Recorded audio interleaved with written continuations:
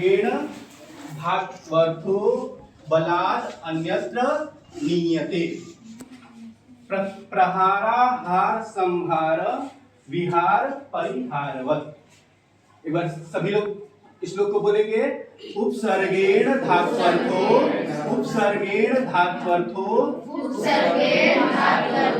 बलात् अन्यत्र नीयते। प्रहाराहार संहार विहार परिहारवत्। अब अर्थ समझिए। उपसर्ग क्या होता है? तो उपसर्ग की परिभाषा इस श्लोक में दी गई है। कहा कि उपसर्गेण में कौन सी विभक्ति है? तृतीया विभक्ति। उपसर्ग के द्वारा, तृतीया का चिन्ह क्या होता है? के द्वारा, के या के द्वारा। उपसर्ग के द्वारा धात्वर्थो, धातु के अर्थ को, बलात्, बलात् दो शब्द हैं यहाँ पे, बलात् धन अन्यत्र।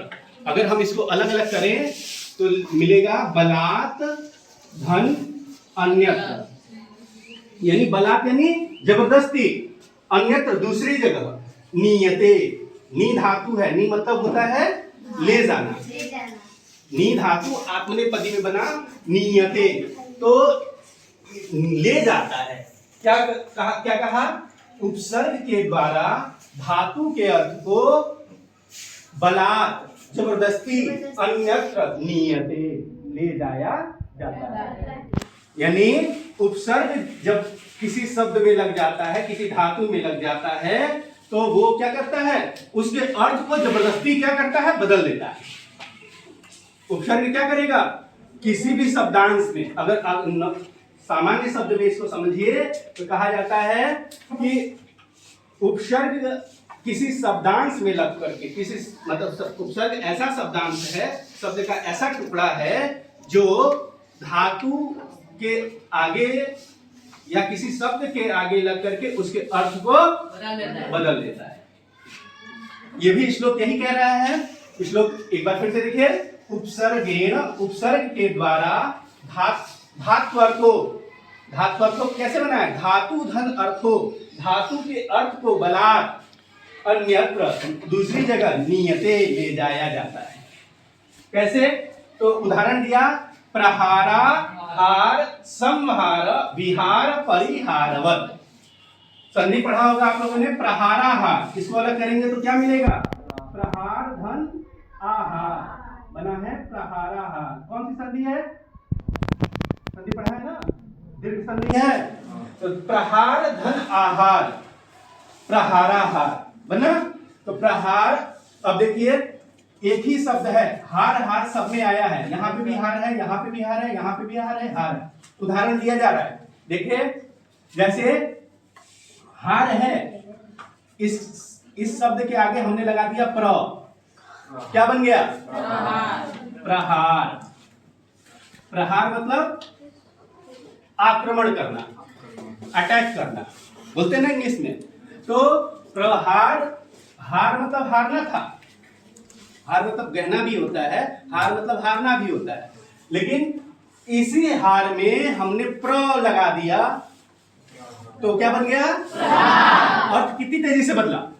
उपसर्ग यही तो करता है। अभी यही ना बताया गया कि उपसर्ग क्या करता है? शब्द के आगे लग करके उसके अर्थ को पूरी तरीके से बदल देता है। तो यहाँ पर भी हार मतलब हारना था, या हार मतलब गहना, हार भी जो भी लेना हो लीजिए, लेकिन यही हार जब किसी हार के आगे हमने प्र लगाया तो वो क्या बन गया? प्रहार बन गया। प्रहार का आक्रमण करना। बदला कि नहीं बदला? इसी प्रकार से हार है और इसके पहले हमने लगा दिया आंग उपसर्ग, तो क्या बन गया? आहार का मतलब भोजन। बहुत बढ़िया।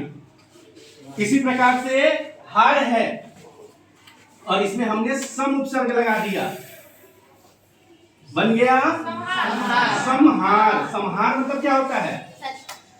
नष्ट करना, पूरी तरीके से नष्ट करना, संहार हो गया। इसी प्रकार से हार है, देखिए सभी उदाहरण लिए, प्रहारा हार संहार विहार परिहारवत्। अब देखिए हार है और इसमें हमने वी उपसर्ग लगा दिया, बन गया विहार। विहार मतलब क्या हो गया? घूमना। और इसी प्रकार से हार है और उसमें हमने परि लगा दिया तो बन गया परिहार। यानी परिहार का मतलब होता है बचाना, संरक्षण देना, किसी चीज से बचाना परिहार कहलाएगा। ठीक है, तो आप इस उदाहरण में समझ में आ रहा है क्या हो रहा है? हार है, हार के आगे हमने एक ऐसा शब्दांश लगाया जिससे उसके अर्थ को पूरी तरीके से बदल दिया। ऐसे शब्दांश को क्या कहा जाएगा? उपसर्ग। यही ना बताया गया, उपसर्गेण धात्वर्थो बलात् अन्यत्र नीयते। और प्रहाराहार संहार विहार परिहारवत्। सबको समझ में आ रहा है? समझ में आ रहा है ना? प्रहाराहार, प्रहार, आहार, संहार, विहार, परिहारवत्। उदाहरण दिया है यहाँ पे, उदाहरण दे करके समझाया आपको। कई सारे उदाहरण दे दिए, एक ही शब्द दिया और उसमें उपसर्ग बदलता चला गया, अर्थ बदलते चले गए। इसका उदाहरण आपको बहुत बढ़िया उदाहरण दे दिया गया आपको। प्रहार है, प्रहार, हार है, प्र लग गया प्रहार, हार है, आ लग गया आहार, हार है, सम लग गया संहार, हार है, वी लग गया विहार, हार है, परि लग गया परिहार। शब्द एक ही है, अर्थ बदलते चलेगा। किसके कारण? उपसर्ग के कारण। तो उपसर्ग क्या करता है? अर्थ में बदल देता है, उसके अर्थ को बलात् जबरदस्ती अन्यत्र नीयते, दूसरी जगह लेके चला जाता है, मतलब उसके अर्थ को पूरी तरीके से बदल देता है। ऐसे शब्द को उपसर्ग कहा जाता है। किसी को कंफ्यूजन है, किसी को संदेह है? सबको समझ में आ गया होगा? अब आता है उपसर्ग होते कितने हैं? तो उपसर्ग कितने हैं? 22। 22 उपसर्ग हैं। 22 उपसर्ग कौन कौन से हैं?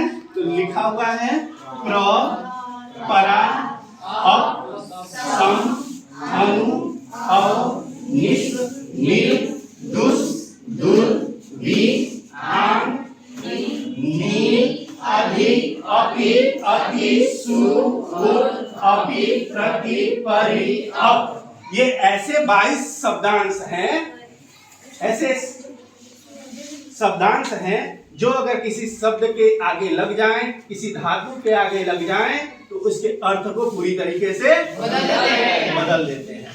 हार है, उसमें उप लगा दीजिए, उपहार। उपहार मतलब गिफ्ट, गिफ्ट बोलते हैं ना। तो उपहार ये हमारे प्र, परा, अप, शम, अनु, अव, निस, निर, दुस, दुर, वी, आं, नी, अधि, अपि, अति, सु, उत, अपि, प्रति, परि, अप। जैसे अप है, अप मान है। मान मतलब क्या होता है? सम्मान देना, मान सम्मान देना।